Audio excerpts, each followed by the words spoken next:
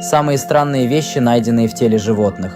Но сначала подпишись на канал и оставь лайк, если считаешь, что этот котенок милый. Владелица собаки заметила, что ее собака спит больше обычного. Также она обратила внимание на то, что собака стала проявлять меньше интереса к еде. Когда она увидела, что из его пасти начала выделяться пена, она немедленно отвезла его к ветеринару.